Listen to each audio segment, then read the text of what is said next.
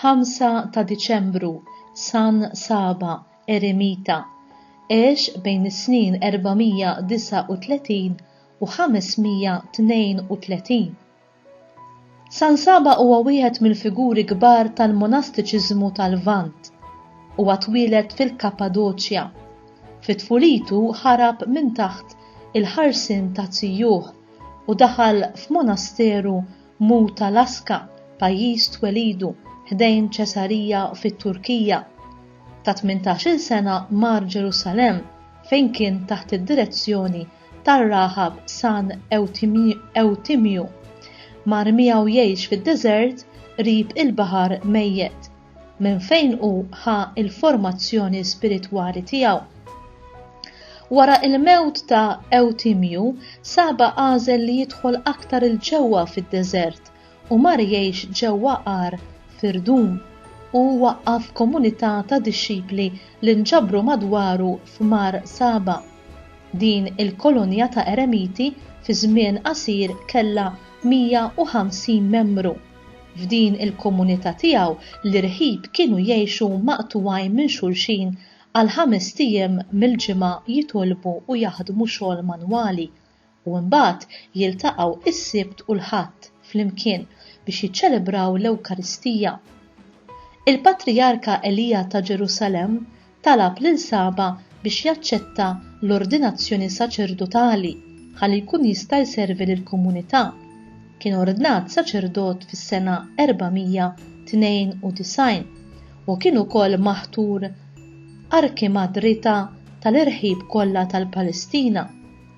Xejn ma kien ħafif dan ix-xogħol billi kien hemm bejniethom qasmiet kbar minħabba l-ereżija monofiżita mibnija minn Ewtike li kienet tiġħad in-natura umana ta' Kristu. Saba iddefenda bil-qawwa it-tagħlim taż-żewġ naturi fi Kristu kif kien definit fil-Konċilju ta' Kalċedonja. Minħabba f'hekk il-Qaddis ivvjaġġa mal-Palestina biex jippredika kontra l-ereżija u mar ukoll Kostantinopli biex jipprova jikkonvinċi lill-Imperatur Anastasju li kien miġbud lejn l-ereżija. Darba Saba ma rajiex bi kbira li jitlaq minn udjenza mal-Imperatur Ġustinu f'Kostantinopli għax kien sarlu l-ħin biex jagħmel sija talb.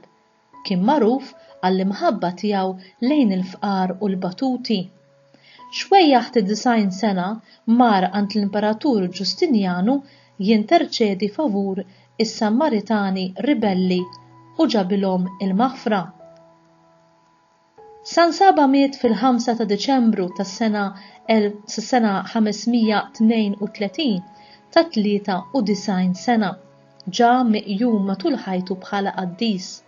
L-għadam tiegħu mar Venezja iżda fl-1965 il-Papa Pawlu VI biftehim mal-Patriarka ta' Venezja ta' dan il-fdal prezzjuż lill-Patriarka Ortodoss Grek ta' Ġerusalemm li taħ lill-komunità ta' 15 il-raħa f'Mar Saba. San Saba hu meqjum bħala wieħed mill-fundaturi tal-monastiċiżmu tal-Lvant.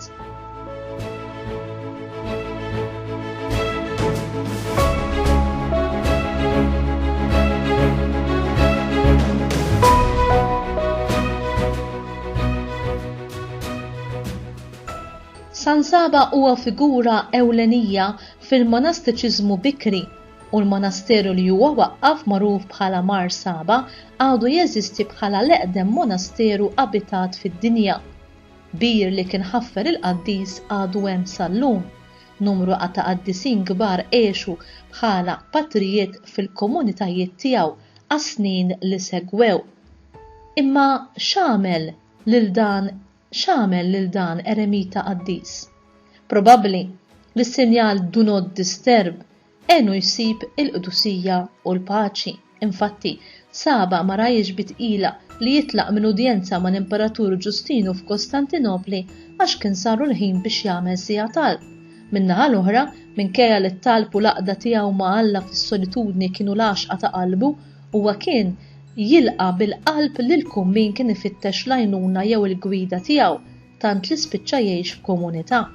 Infatti, kien magħruf għall-imħabba tiegħu lejn il-fqar u l-batuti, mhux biss, imma meta ħass il-bżonn li jinterċedi favur is-Samaritan ribelli minkejja li issa kellu 90 sena, mar għand l-Imperatur Ġustinjanu u rnexxielu iġibulhom il-maħfra. Ftit minna nixxenqu biex bħal Saba immorru fi grotta fid-deżert, iżda ħafna minna kultant jirreżistu għad-domanda tal-oħrajn fuq il-ħin li jkollna għad-dispożizzjoni tagħna.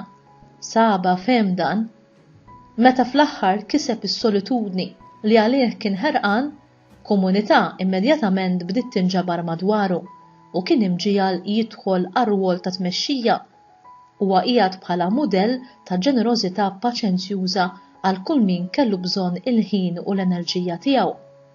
Dan kollu jurina li fil-ħajja tagħna bħala nsara għandna nagħmlu preċiżament żewġ affarijiet: nitolbu u naħdmu. Nitolbu. Bħal donnu nagħmlu sinjal do not disturb quddiem il-bib ta' qalbna. Quddis, adorazzjoni ewkaristika, rużarju, talb ieħor tal-fon u talb ta' ftuħ il-qalb mal-mulej. Dawn kollha għandhom jiġu bħala priorità. Għandna naħdmu billi nkunu ta' servizz għal kull min jeħtieġ l-għajnuna tagħna skont l-istat ta' ħajjitna u skont dak li l-mulej isejħilna biex nagħmlu kemm fil-parroċċi tagħna u forsi anki f'postijiet oħra. Is-sigriet tal-ħajja perfetta huwa li aħna rridu nfittxu dejjem dak il-bilanċ meħtieġ bejn il-mumenti ta' talb u dawk ta' ħidwa. Il-mulej jitaxxaq b'qalb ġeneruża li lesta tkun offerta sabiħa għalih u għalih fil-proxmu. Inti trid tkun din l-offerta tfuq quddiem Alla bħalma kien Saba.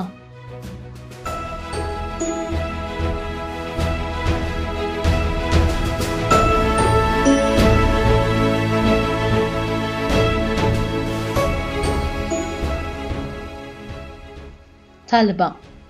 U Saba li dert bħala wieħed li għandu qawwa kbira quddiem il-mulej, itlob lil Alla għalina ħalli jkompli juri ħnina magħna midinbin, iqawwi fina l-fidi, ikabbar fina l-erf u l-imħabba, jagħtina spirtu ta' paċi u ferħ fl-Ispirtu Santu, jeħlisna mit-tiġrib u jagħtina l-qawwa nelbu it-tentazzjonijiet ħalli bekk naslu għas-salvazzjoni ta' ruħna. Nitolbu dan bi Kristu Sidna. Amen.